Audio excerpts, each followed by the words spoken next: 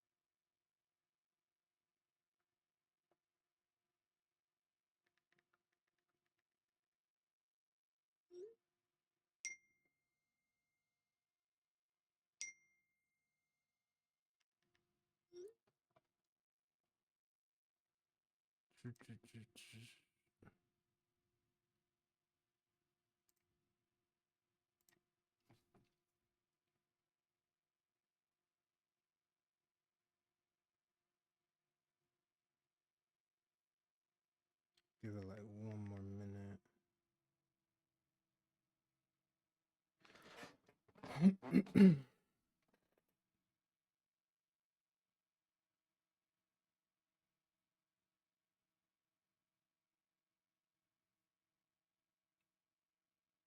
Post it on IG too.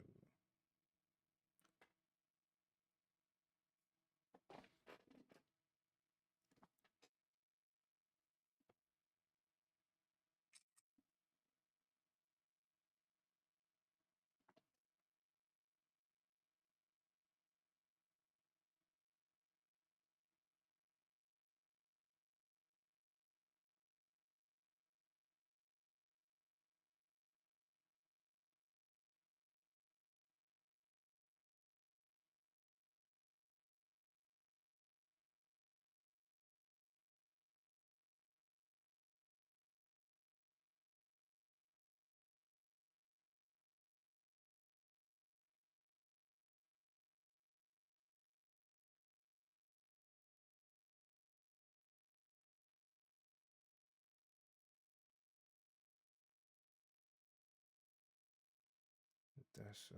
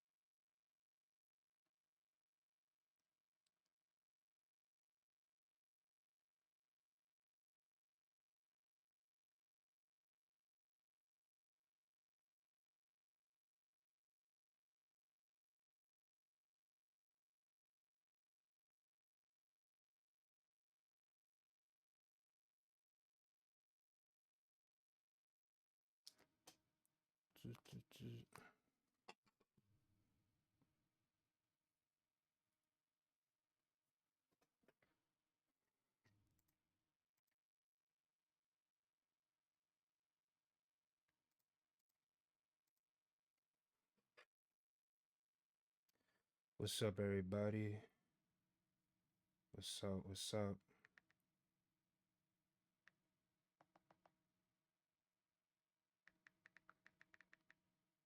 All right, bet. We got a couple heads in here. We get it cracking. All right, so this is a joint I made like last week, and I just picked this one because I ain't really mix it yet. But let me know if the audio is coming through.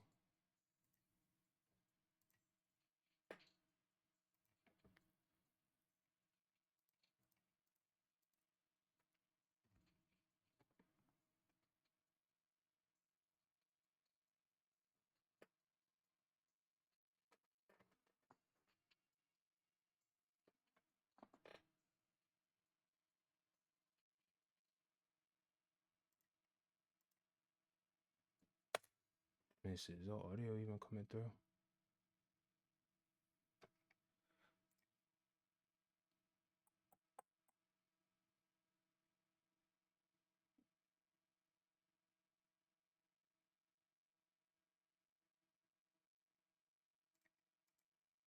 I'll try it that way. I'm gonna add.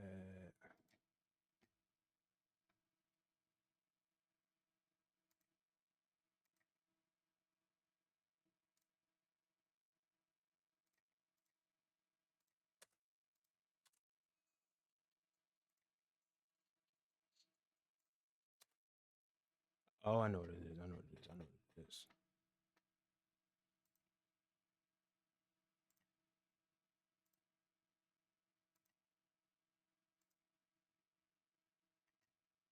All right.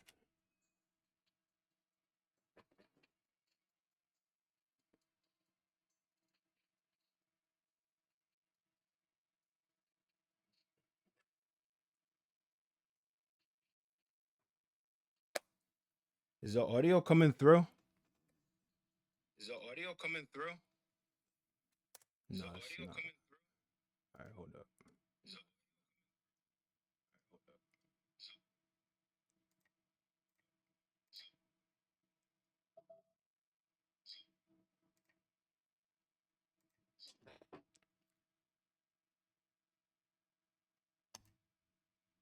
Let's see now. I should fix it.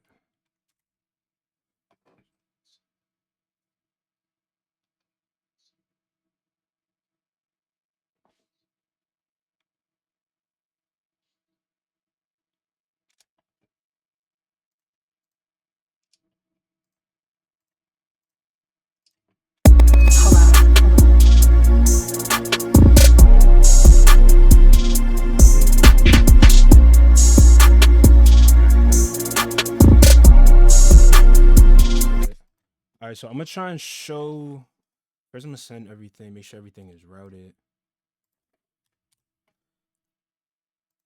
So route all of this stuff.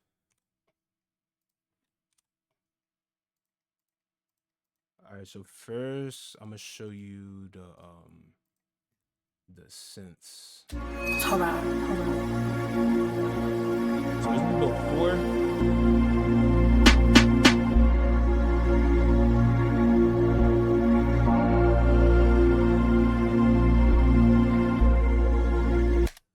So yeah, they're cool. It's level. Only thing is there was like a little bit. There's a lot of low end that was building up, and that type of stuff that's gonna get in the way of the 808. So this is like my favorite mixing plugin. This is Neutron. This is by Isotope. They're the same people who made like Ozone and all the other stuff. So showing you this chain. All right, so this sculptor, this is like kind of almost like a gold floss, if you know what that is. So this orange stuff, this is all, it runs it through like an algorithm, and then it's basically making super tiny cuts and boosts, all in like a millisecond. So you can select the range too. So if I move this over to the right, now it's only affecting the high end. If I move it back and I move this slider over right here, now it's only affecting the low end. So depending on like the instrument, sometimes I might move it up to 100 just to leave some of that low end intact, because you don't want all the low end out, otherwise the sound is going to sound super flat. So next, go in with like an EQ. This I only did like a high pass on it. Yeah, so it's cutting out all this rumbling right here, all that extra stuff right there.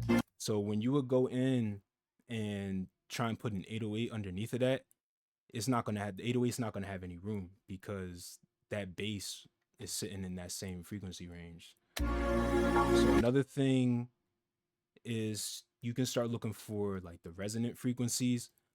Normally with synths, is normally around like the 800 to, I would say like 15. I would say like 1500 range, right around here. But since this is like a string, probably gonna be closer to like the 1200s, I'm gonna guess. So let's see, this has like 12 something. Yeah.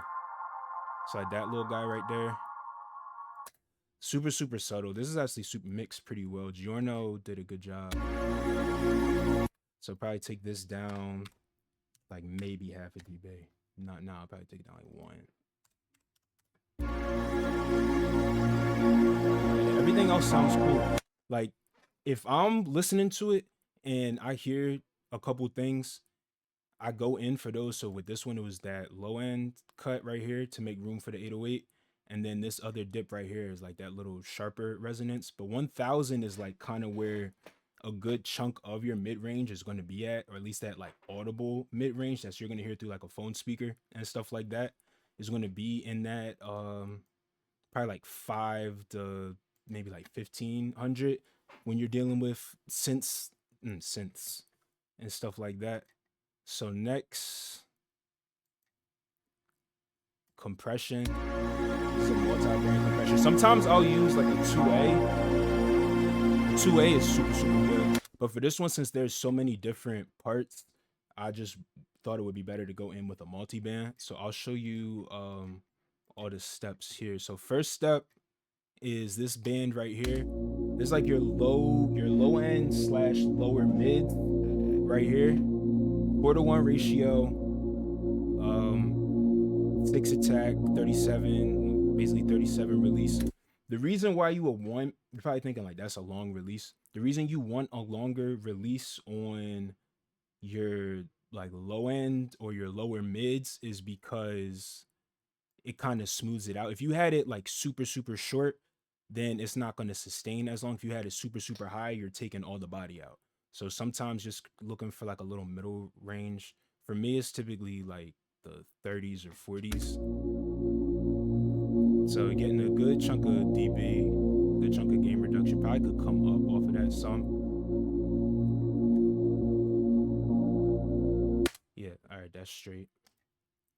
Next is going to be like your higher mids. So we just solo those. This part right here.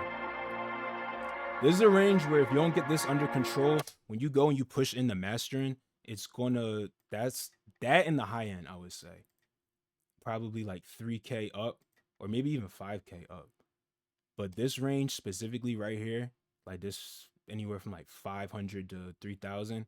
If you don't get this under control, sometimes when you go and you push in the mastering amplifies like those type of frequencies. So another one, not getting as much dB of reduction right here, probably like around like 2. So not as much. 4-to-1 ratio, the attack and release. So if you don't know what attack and release is, your attack is basically you're telling the compressor, okay, I want you to start compressing once it passes this threshold, and the attack is you're telling it how fast. So if you had a longer attack, you're letting more of that signal pass through. You're letting more of the transients pass through. So if I exaggerated it and I brought it all the way down here, you're going to see with a higher attack, you're going to see, if you look at this green line, you're going to see how much of the transients. And you see, that's what a higher, this is what a higher attack, this is exaggerated, but this is what a higher attack, what you're doing. And then if you went and you brought the release up, the release is telling the compressor when to let go of the signal. So if you have a shorter release time, you see how that just spiked up? And if you put it back up, it's holding on to the signal for a lot longer. So if you bring this back down, you see now a lot more of the signal is coming through. So with the attack too, you're telling it how much of the signal is going to pass through.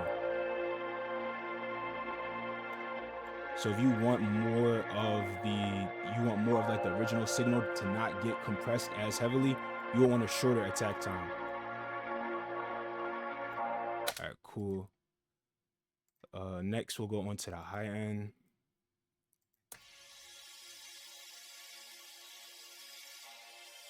I normally like to not EQ. I normally like to compress when I'm listening. I'll have my low end and like the high end playing at the same time.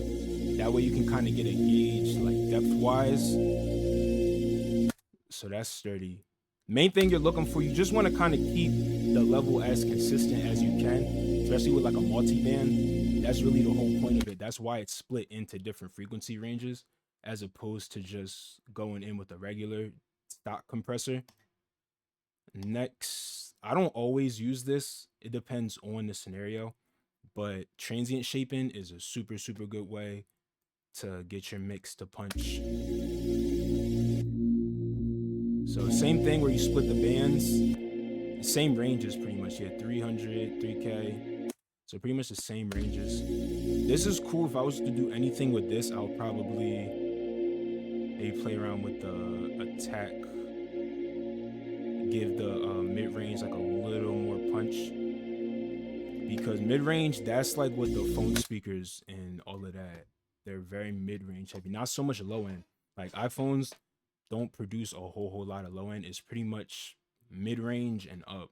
So if you can get your mid range sounding good, when you go to other systems, that's the part that's really going to stick out. And then I have another compressor back, basically doing like a parallel just to get some body. So if I turn this off, it's super subtle, but you can kind of hear the difference. So we're getting a lot of gain reduction right here, like 20, 6-to-1 ratio. Probably could go higher. Really, with a parallel, you really can go like 10. It depends, but I like it better at 6.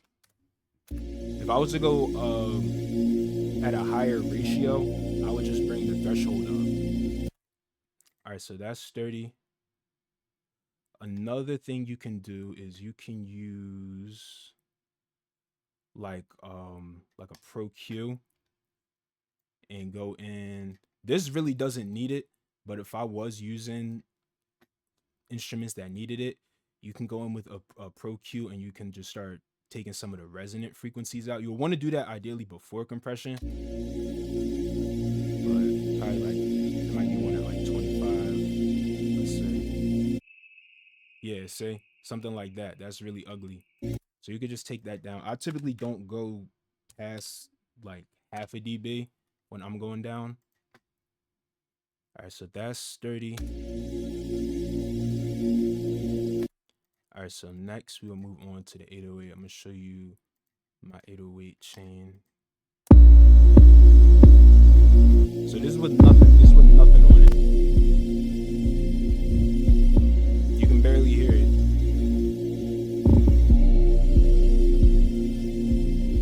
So I'm gonna solo everything. I'm gonna turn everything one by one. So first, the EQ. I like to take out a little bit of the highs on the 808 because it gives more attention to the lower ends. If you don't have as much, if you're using like distortion and stuff like that, sometimes you want a little bit more high end. But if you want the 808 felt more than heard, sometimes your best bet is taking out some of that high end to give that draw more attention to the low end. After that, good old Camel Crusher. You don't know about Camel Crusher is free. I just don't know where to get it. This was like super popular back in like 2017. I remember Metro Boomin did a video where he was using it too. I don't know where you can get it. I don't know if their website is still up because I haven't checked. But I don't know if this company, if they even still make plugins anymore. But this British Clean preset is the truth. I don't know what it does. I genuinely don't know what it does, but it sounds good. It sounds amazing. That and there's some fast distortion. And remember, we cut some of the highs out already. So just trying to give it like a little fuzz.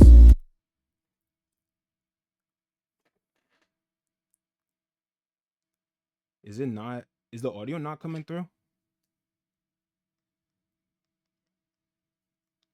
Oh, you want to hear the full thing? I got you.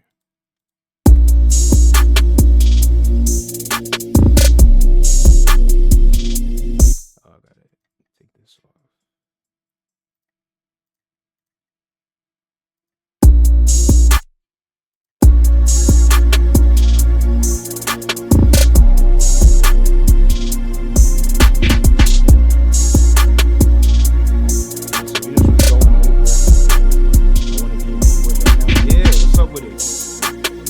What's up with it? I just got on here, so I'm probably gonna stream for like a little bit longer. I'm definitely down.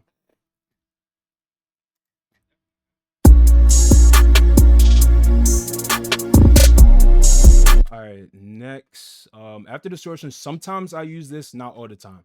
So this is basically the same thing. Isotope, they do what I said. I said I'm down. If you're talking about beat wars, I'm down, but I'm gonna stream for a little bit, and then I don't know if you're doing it like right now or if you're doing it a little later. But I'm definitely down. I'm about to type my Instagram in if you wanna shoot me a DM.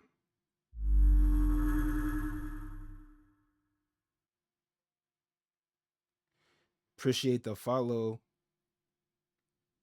NWB Gabe. Bet. All right, yeah, I just sent you my Instagram.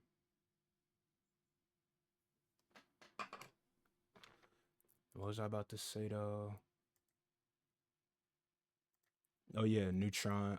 This is like a smaller version of like the other Neutron. So Isotope, they do a thing where like they'll make like a flagship plugin, like this is regular Neutron, and then they'll make like a smaller version. The smaller version is just the same thing except it's just lower CPU. So sometimes I'll do a move where I cut some of the low end out because our ears can't even really detect anything below 20 hertz. That's like where dogs and other critters they hear that stuff, but our ears can't pick up on it. So when you go and you push into mastering, all that's doing is just taking up space. Like it's just freeloading.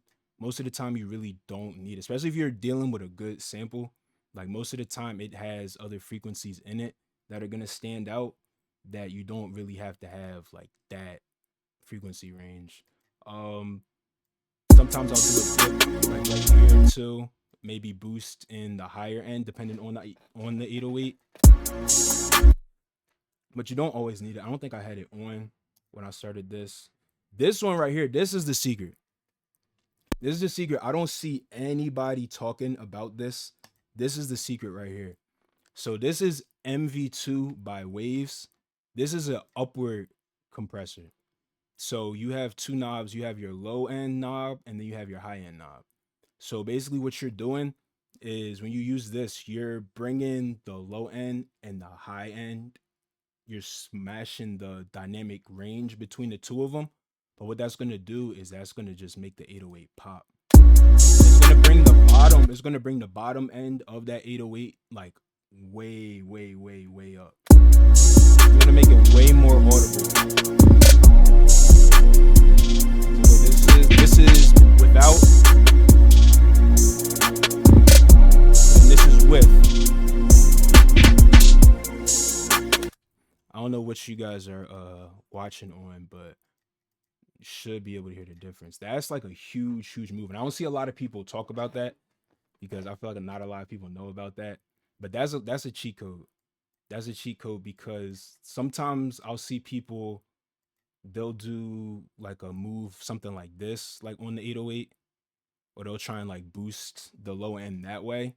And sometimes that works, but most of the time, being on the mixing side of things, I've had to mix projects where the producers have done that, and it's not always the most pleasant to work with because you don't have much room to really do anything.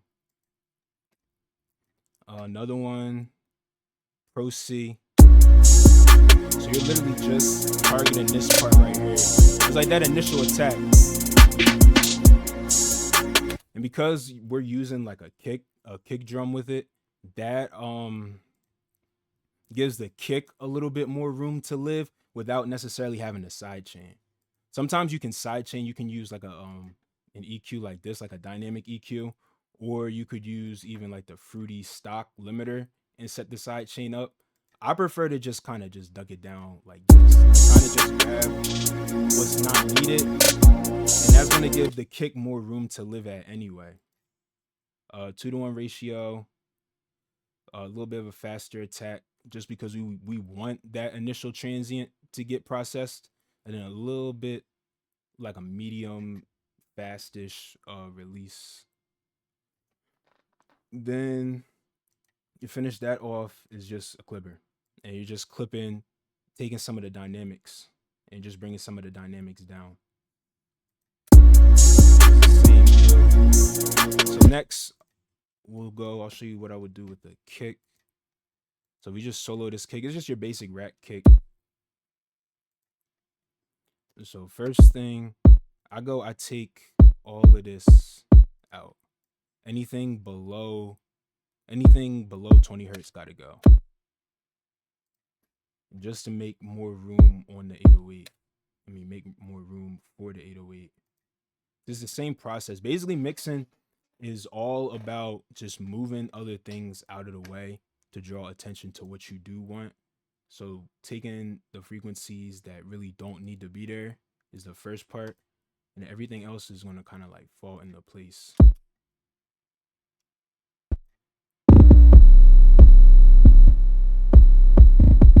you probably bring this 808 down a little bit, have it like sit on top of it a little bit better. Boom. All right, hi-hats. Same thing. You see all this information right here, we don't need it. You don't want to go like too drastic, because if you go like that did have a little bit of low end in it, so you want to retain some of it, because that's just the tone of the hi-hat. So I'll probably take it to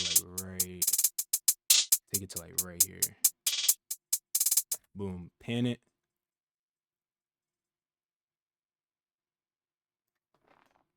So that's gonna put it towards like the left. Same thing is like you're kind of trying to emulate like a real like live drum. Like the hi-hats and the open hats are on different sides, so you're gonna be hearing them different. The same thing, this is kind of loud, so I'll bring this down. Probably to like right around here. Boom.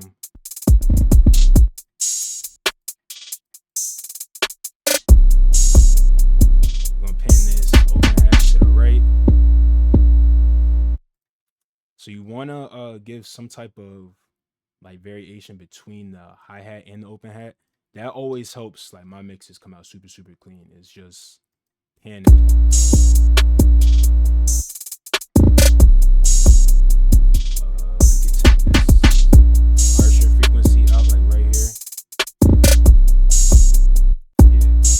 When I'm doing this, I switch this to like a 24 dB.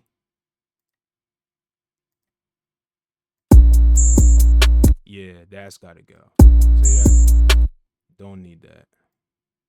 So take this down by like half.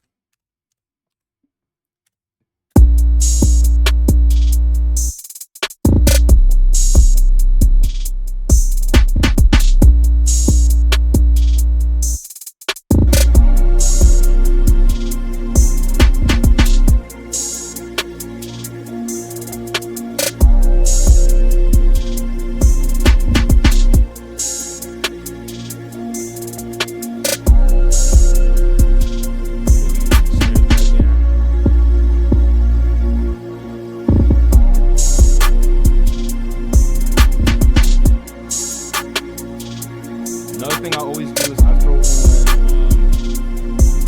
some type of stereo imaging where you can take it between mono and stereo. So you want everything below 100 hertz to be in mono. So with Vitamin, if you turn this knob to the left, this puts everything below 100 hertz in mono. And then you also could, sometimes I do this, sometimes I don't. It depends on the beat. But this is my favorite bus compressor of all time. I think this is the best one ever made. Goes super long attack, super quick release, and then we're just gonna play around with this threshold knob. And where we want it, it's probably to hover around like the 1 a little bit. Just get a little bit of gain reduction just to control some of those peaks.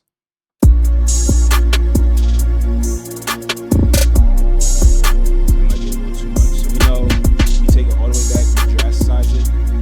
This is too much, so just dial it back.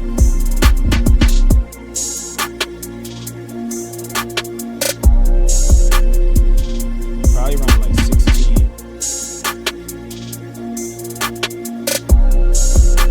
Boom. And then just add a little bit of gain reduction just to bring the level back up.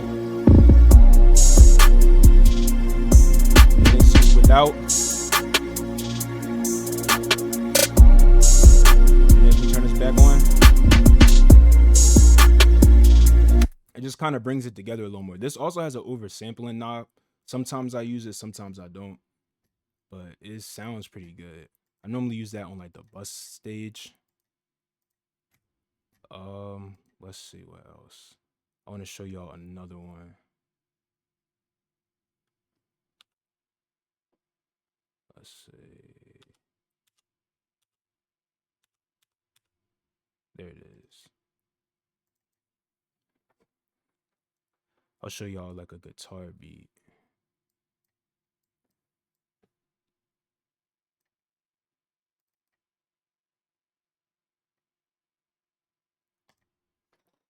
I tried to open this one last stream, but for some reason, like when I was streaming, it was capturing my window, but it wasn't capturing any of the plugins like as I was opening them.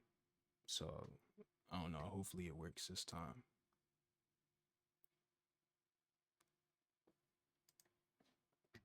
All right.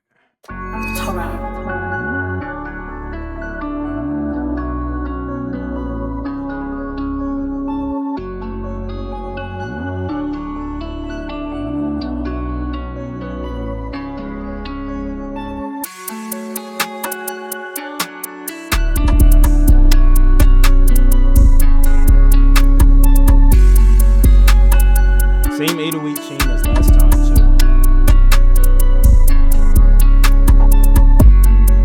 That's like my go-to 808 chain.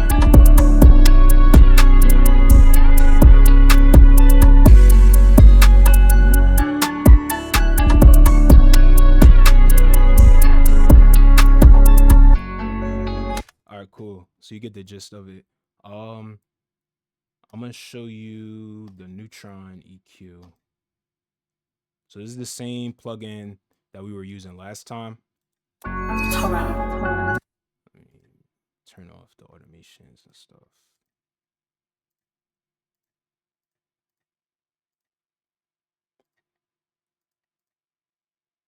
Boom. All right. Yeah, so it's the same type of EQ. This is the same EQ we was using last time. Difference is we're not using the sculptor feature this time. So I'm gonna bypass it.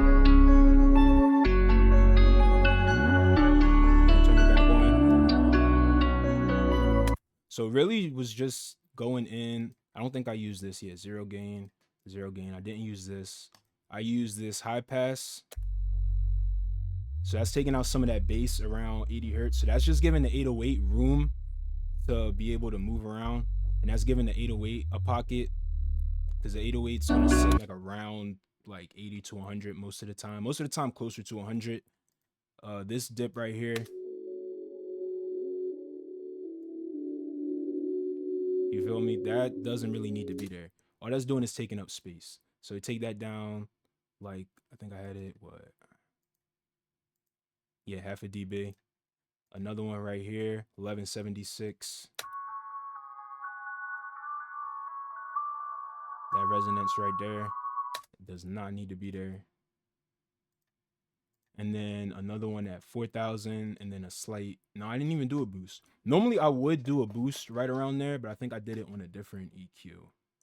And then because the bass in there, like the sub bass, I actually liked it. What I did is I went and I opened up a Pro Q and I put it in mid-side mode. And if you don't know what mid-side mode is you have on your stereo field, you have the middle, which is mono, which is like anything coming straight down the middle.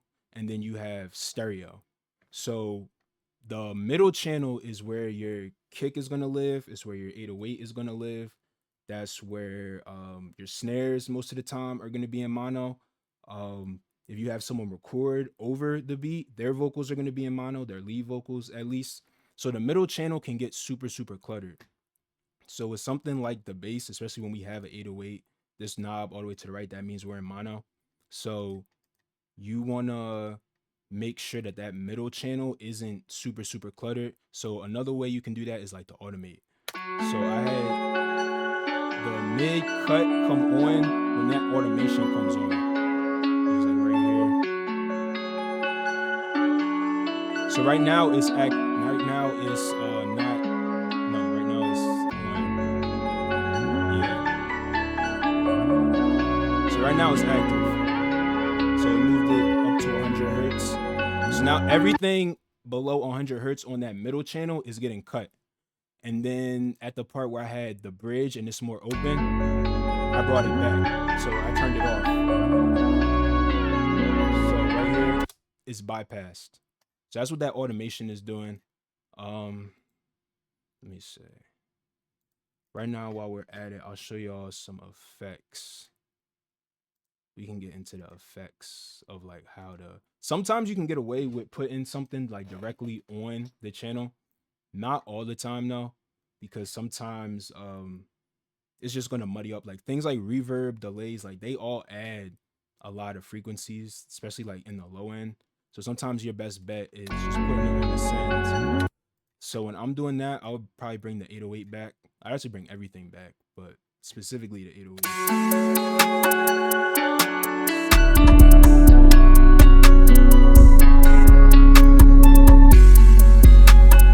So I already have one made. I'm gonna just pop this one and see how it sounds.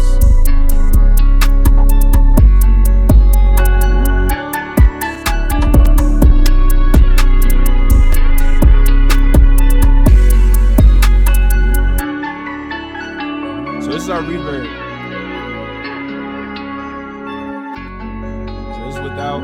It's actually boosted. It's like severely boosted, but all we're doing, we're cutting out some of the lows, a little bit of the highs, and the reverb that we're actually using is Neoverb by Isotope. They have like the floating guitar preset that I like a lot. And Neoverb is cool because it gives you the option you can switch between different spaces. So you have like a bigger space, a medium space, and then you have your reflection points up here. You have a hall, chamber, for yeah, I think that's it for those ones, like the bigger spaces. And then let me see. Then we have a chamber too, a chamber and a room. So those are super super tough because you can like play around and then you can get the same, you can get like a really crazy amount of like, I don't know, I guess like spaces. You can get a really unique space by blending and playing around and getting like a different blend of all of these. So I'll just let you hear what that sounds like. So plate, room, medium chamber. This one I probably would stick with medium chamber. Thank you for the follow, Miles. How you doing? All right, so we have that. We have the reverb. Then we have this going into a flanger. This is personally, this is my favorite flanger. This is by D16, I think they're called. They're super super fire. Um I'm chilling, bro. Just trying to go over some mixing stuff. So just been chilling. Had a pretty calm day. Would you still add a second reverb after the reverb, or is the one plugin enough? Yo, super good question, bro. So the whole, basically the idea of it is, the reason why I'm even using a neoverb is because you're kind of trying to put it in a space. So like with guitars typically sound good with like room reverbs, because most guitars, like, they're recorded in a room, so they're already having like a natural room reverb. um Really, it comes down to whatever space you're trying to put it in. There's nothing wrong with putting another reverb on it if you knew what space you were trying to get. So if you wanted to do like a room, we can actually play around with it. So this gives you the option. It's almost kind of like having two reverbs, because this lets you blend, and it lets you blend all of these reverbs kind of together. So if we move a little farther to the right, now we're getting more of this chamber tone. If we moved all the way to the left, we're getting more of the large chamber. So if I switch this medium chamber to a room, now we're kind of getting a blend of a room and a large chamber. So what I did is I put it on, I just used a flanger, to kind of give it a little bit more movement, because a flanger is kind of going to move the signal like left, right a little bit. So yeah, to answer your question, you can use more than one reverb. There's nothing wrong with that. Just being aware of like where the second reverb is going to put you space wise. I hope that made sense. So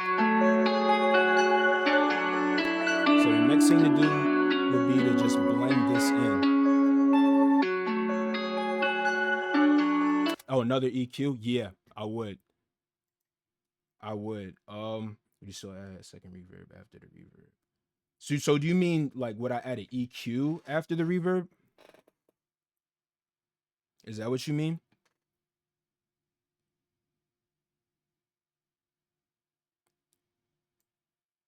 Yeah. Okay. Yeah. So there was an old trick back in the day, at like Abbey Roads. It's called the Abbey Roads trick, and basically what the Abbey Roads trick is you add a reverb. Seems to have a built-in EQ. Yeah. So most reverbs do. I know Pro R has it. Um, I can't think of another one, but some most reverbs they have like some type of EQ. It might be called like dampening or something else like that. Reverb by Waves, they have an EQ built in. I typically just do it before I go into it. And then on the actual reverb itself, they have two EQs. So they have a pre EQ where I was really just cutting out just this bottom end, like below 50 hertz. And then they actually have like a their own reverb EQ. So you can actually shape the reverb itself EQ wise. And then with Isotope, all their plugins, they all talk to each other. So since we have like a neutron open too, we could do, if it'll let us, boom. So this orange one right here, this is the EQ that we had on the main guitar. So it'll kind of show you if you hit this unmasking, it'll listen to it and it'll tell you no significant masking detected. That means that we just did a good job of EQing it so that it's not in the way of the main guitar. Because frequency masking is when you have like two frequencies kind of fighting for the same spot. If you remember, like when you were in school and like the teacher would ask a question, and, like everyone tried to answer at once, like it could only be like one person at a time. So it's the same thing with like your reverbs. If you have your reverb super dominant in a place where the main is super dominant, it's going to get a little muddy. I hope that made sense. And then I just follow that up with another EQ after that. And that's basically just doing the same thing. That's the Abbey Roads trick is basically EQ, reverb, EQ again. Then I compress it just to make it not pop out of the mix as much. So we're just gonna blend this back. Word. So probably around like -20 is a good spot.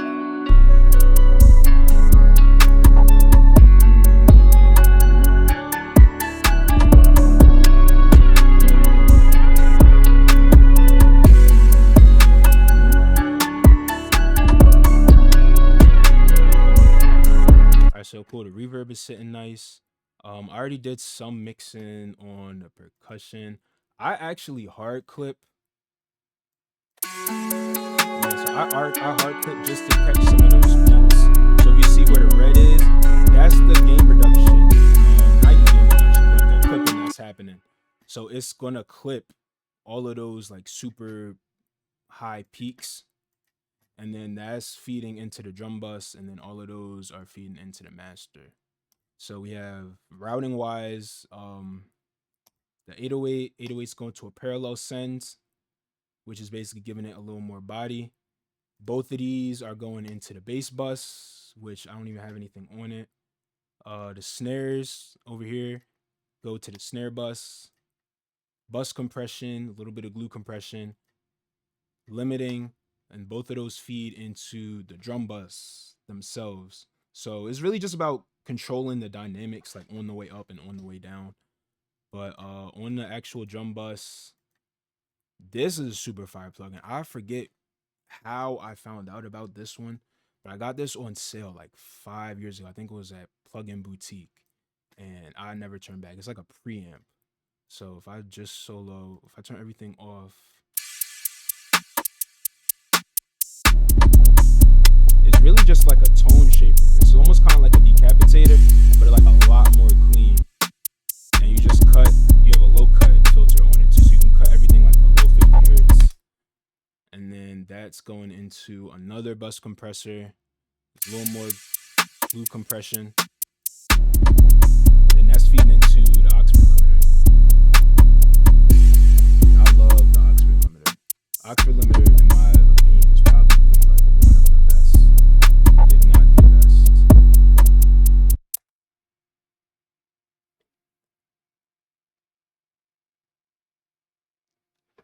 All right, let's see what else. I'll show you the snares. Yeah, so really, bus processing, I just do a lot of glue compression to kind of get to kind of get all the buses to kind of sound like cohesive as one sound.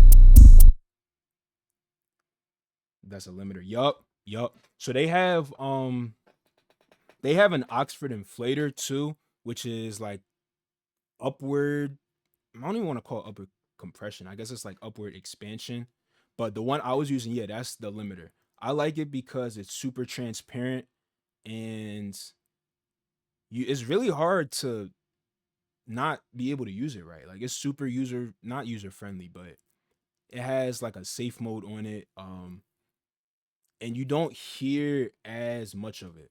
So you have like a soft knee, which is basically determining how much of the limiter you're hearing, but is you don't really hear it. So if you got a good mix and you push into this, like you're pretty much golden. It's really more so for mastering, but I like it on the drum bus a lot. That's like my go-to. I want to open. I'll show you another project too if it opens. Let's see. Oh yeah, this one will be fire.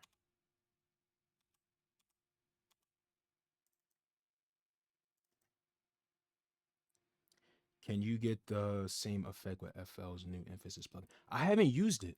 I don't even know what that is. I'm not even gonna lie to you. I haven't used it. I don't know if I updated it to the latest FL. When this opens, I'm gonna look. I'm gonna see if I have it. So I genuinely don't know what that is. Bro, I'll be trying. I'm like update my FL like once every 3 months type of guy. All right, this should be a fun one to mix. Take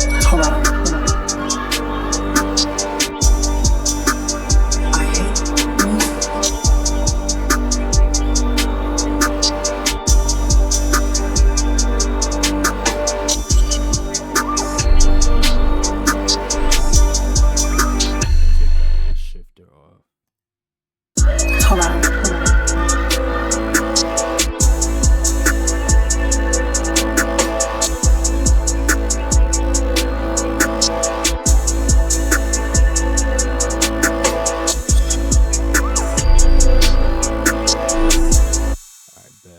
Let's start on this one. I got this from Nika. We're gonna go in. We're gonna tame this melody down some first and foremost. I already had a Pro Q, so I'm gonna stick with that. This one has a lot of like resonant frequencies. I can hear them. So the first place we're gonna check like 2500, because I guarantee you there's gonna be something at 2500. Let's see. Boom! I knew it. I knew it off rip. You hear that? That really doesn't need to be there. So let's go ahead. We take that out. Next, I think there's gonna be one at like 1700. So we'll see.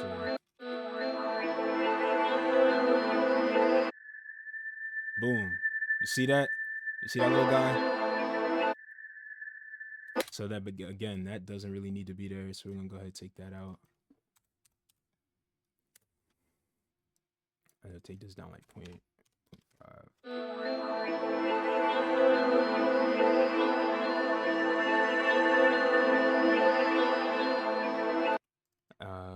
Add a little high shelf.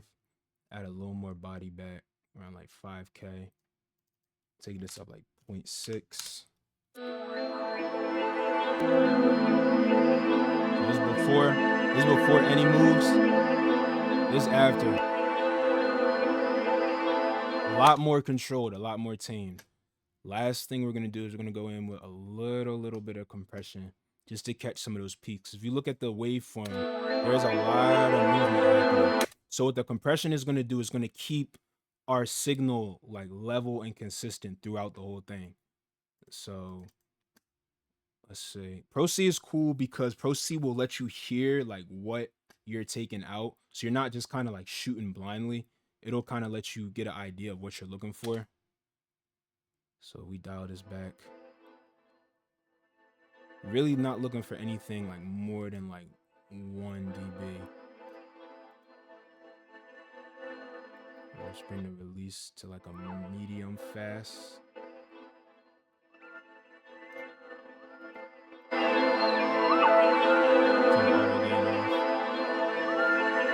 So we're getting like 1.5. That's cool.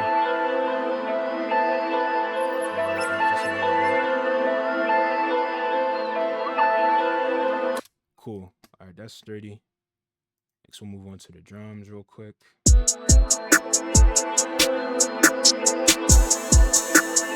we gotta move. We're taking out everything below 20 hertz because we really don't need it.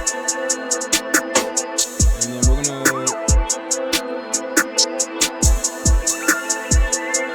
we're actually gonna bit crush this drum. This is a free VST too. It's called Tau Bit Crusher. I like putting this on the kicks because it gives it a little bit of personality away from the 808.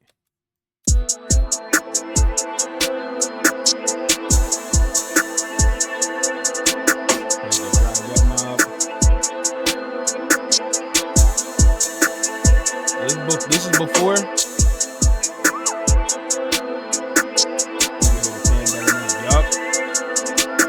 Yeah, compression will do that. Compression will open up the pan. I think that's what you were talking about, right? When we was on the synths.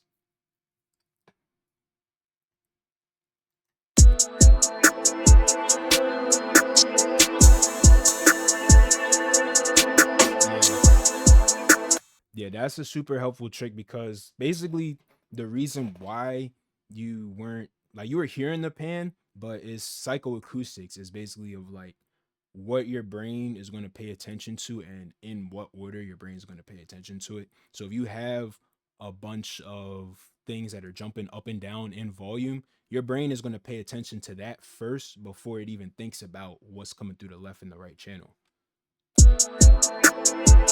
So sometimes that's why having everything level and keeping things at a consistent level is always going to benefit you in the long run.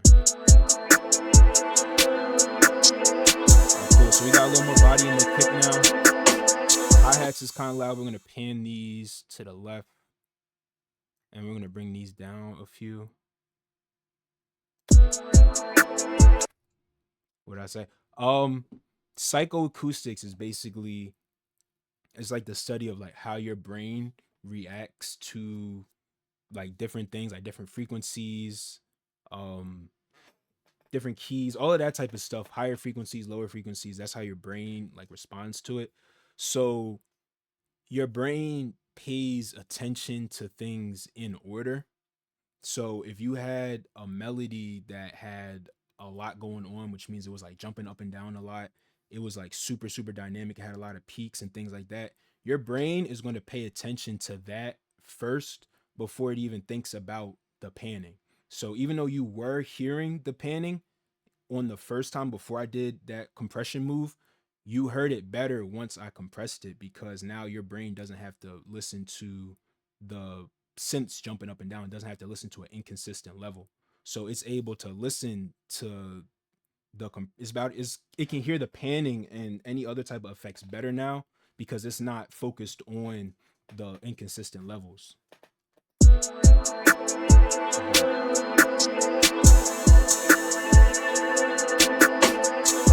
we'll cut a little bit of low end out of these hats.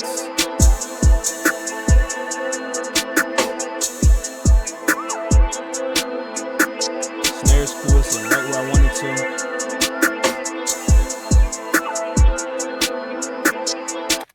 I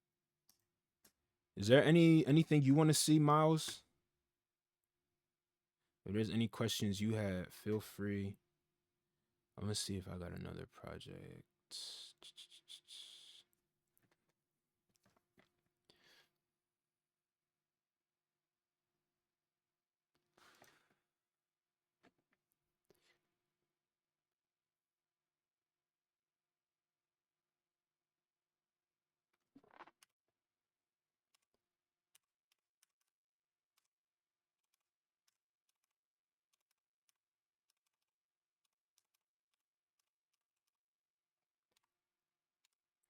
There she is. All right, let's see if this loads.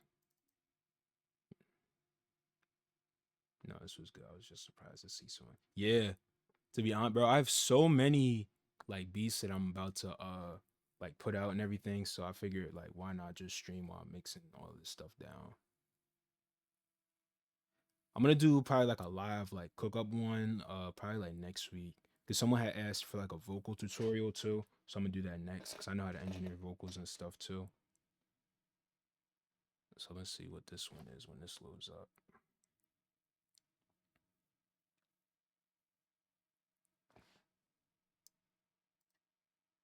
Do you make beats, Miles?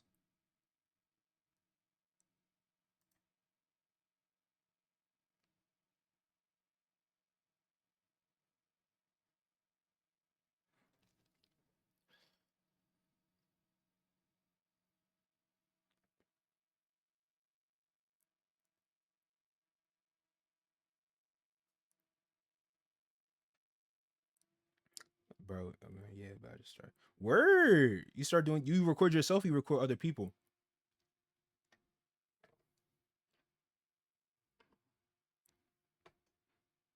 I'm still new to the whole mixing side. Yeah, bro, the mixing stuff takes a little bit of getting used to. It just comes with experience. You track yourself where oh yeah, let me hear some of your stuff. I'm gonna do I'm gonna do a vocal mixing tutorial sometime this week too.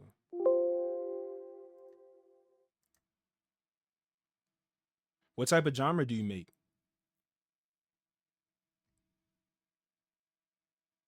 Are you like a singer, rapper?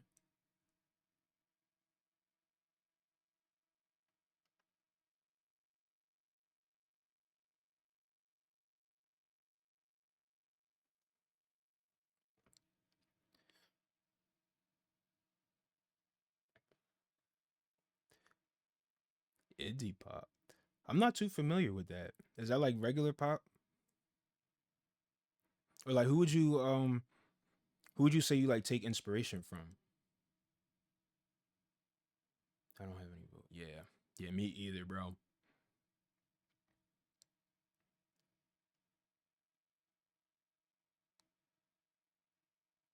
Shit, all you need to do is just make it sound good. Ben Harper, Jack Johnson.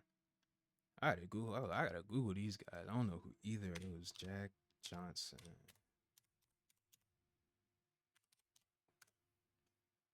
Never heard it. Never heard of him. I never heard of this guy before. I would have tapped in. What's a good song by him I should listen to?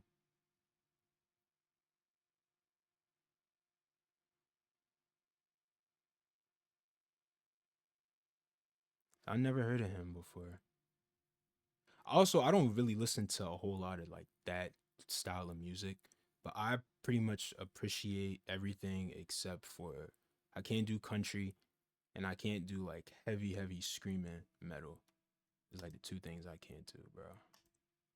All right, let's see. We'll see what this is.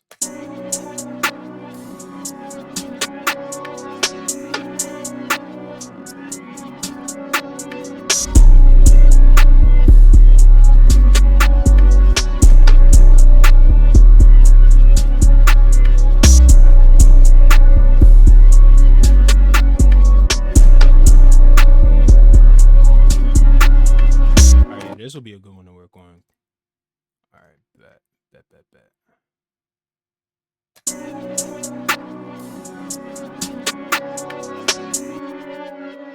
All right, so we got the reverse melody. You listen to mostly guitar driven stuff. I love guitar driven stuff, bro. I love it.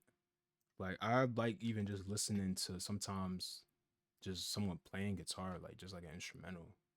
I think the guitar is like the most beautiful instrument. I want to learn too. Like eventually, there's my friend had put me on to somebody like around here. They do lessons, so I think I'm gonna tap in with that at some point. All right, so let's EQ this. And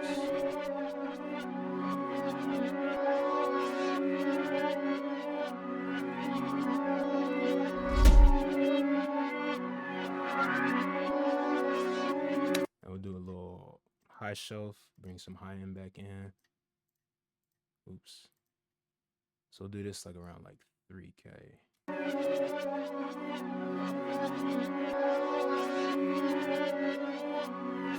So that's like 3K.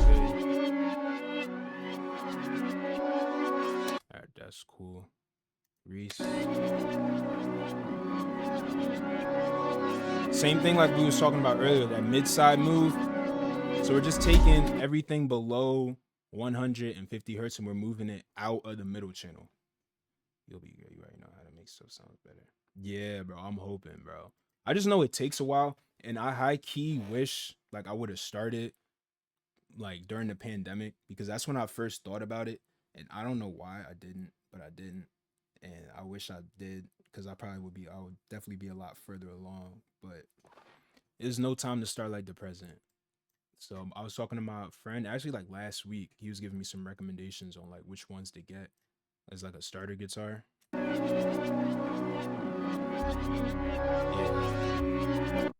that had to go. So everything below 150 hertz on there.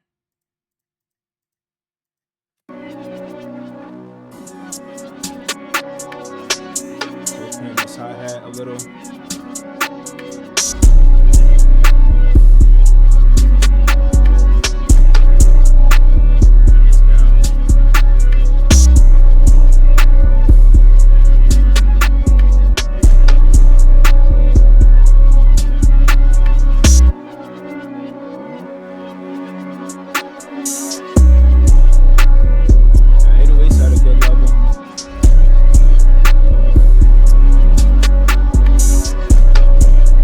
So on the 808 parallel chain. So basically, if you don't know what a parallel chain is, I'm gonna show you what a parallel chain is. So this is our main 808 right here. It's like the same preset I basically been showing y'all all night for the 808. But what you want to do is you want to take the 808 and you want to route it to a different channel. So if it wasn't here and we took it to like another empty channel, you right click, route to this track. That takes this signal and it splits it. So basically we have this main process 808 signal is going into this parallel chain. So we can affect it differently. So first thing, cut some low end out of it. I use like a Pultec style. I didn't even do anything on here. I did like a little boost at like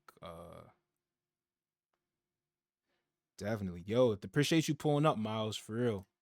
Hope you have a great rest of your night, bro.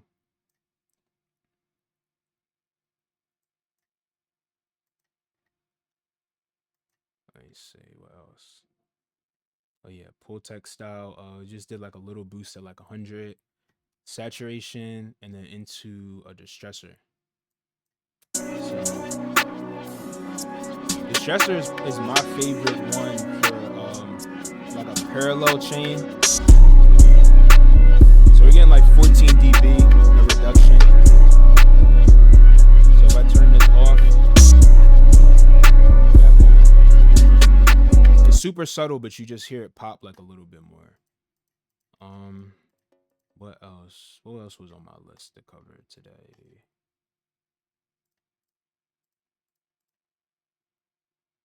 We went over the 808. Everything else is consolidated.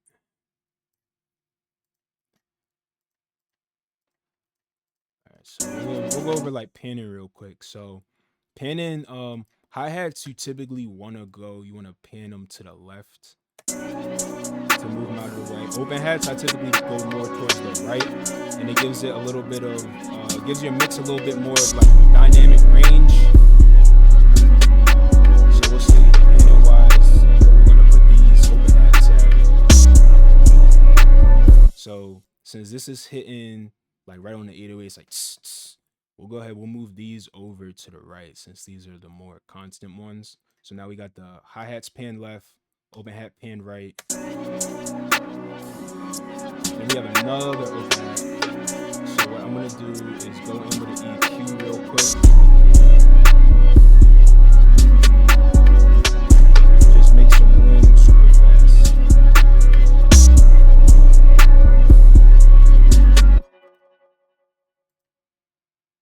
Nice.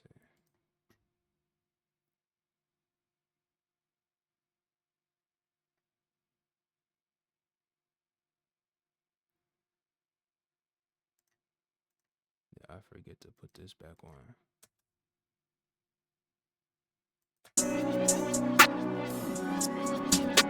I hope my shit haven't been playing with audio no this whole time. I'm gonna be sick.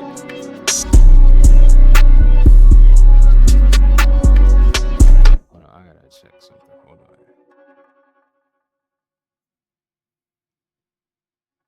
Has it been playing with no audio this whole time, bro? I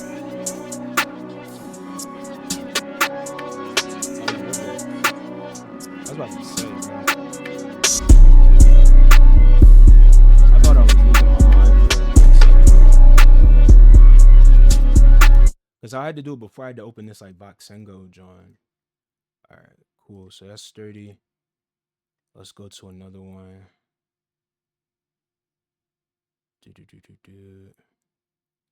I want to show you one that's more like effects driven. So we'll go with this one. This one I think I used like a couple different reverbs and a couple different things.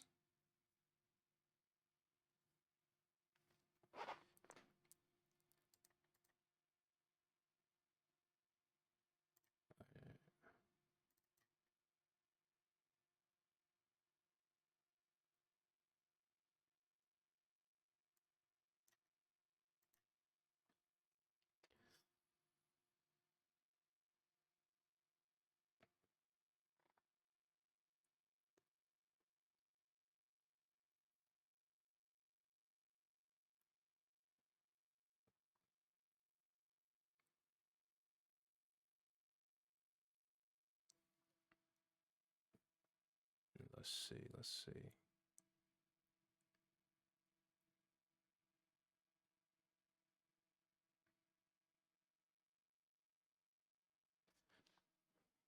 If there's anything else y'all wanted to see, let me know. So I'll probably be wrapping up soon.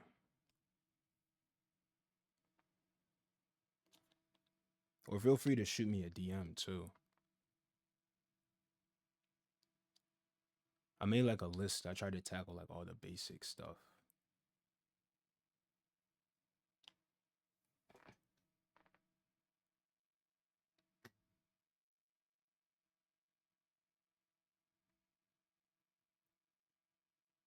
There we go.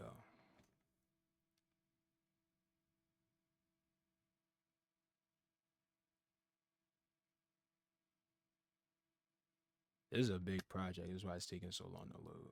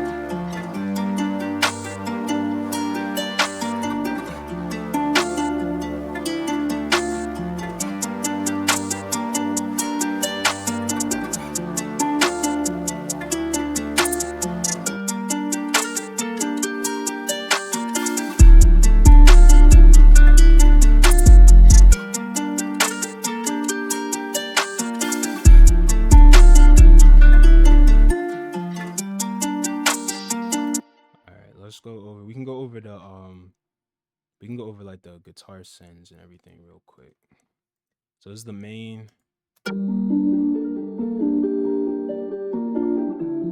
So we have some automations going on down here. Flap delay, one knob, and then a reverb to like widen it.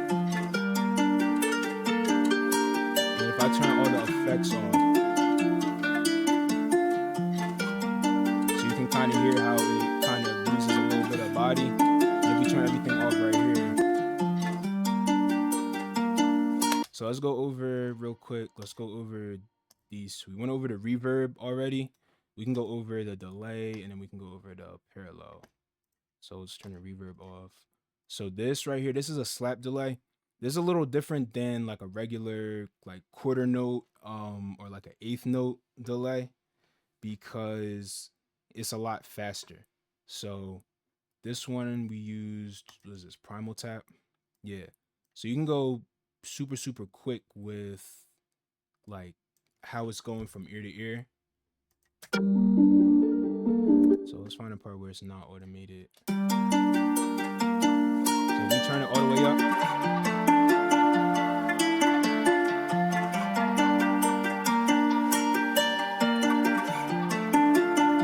So you bring this down.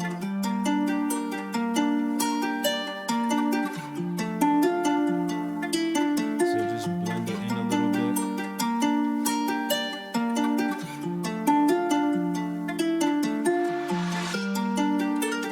So only thing that's really on here, we have an EQ, cutting out some of the lows and the highs, reverb, and after the reverb we have the primal tap. After primal tap is another reverb doing almost like the same cut, 500 to 5,000, and then basically just compressing it and bringing it down. And then we'll go over this parallel send real quick, and then that'll be it. So is this main signal is getting split. One of them is going into a parallel, and the only thing that's on there is saturation knob, just saturating it just a little bit, and then a CLA 76 where basically we're squashing it. That just gives a little bit of body, and then you just blend it in the taste. So this is without, and this is with. And then on the melody bus, all we have mid side Pro Q, Neutron 3 again. And so the Neutron is just doing dynamics. So this is basically just making space for some of like the other elements to pop through. So like right here, this is basically just giving room for the 808.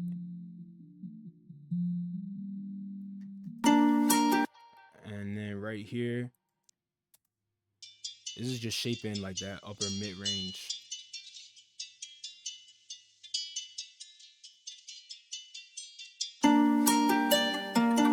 Then we have that going into a bus compressor. So if I turn the bus compressor off,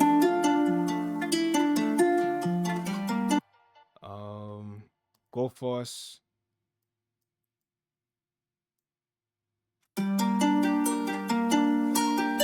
Basically just doing some spectral shaping. And then that's also where we had the reverb and the one knob automated. Let me see, is there anything else that I should cover? If I missed anything.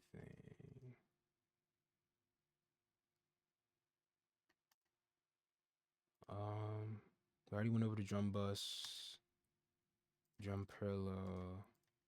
All right, yeah, I think that's it. I pretty much tackled everything I wanted to tackle. So thank you everybody who tuned in. I'm definitely gonna go live again probably sometime this week, so I'll post about it.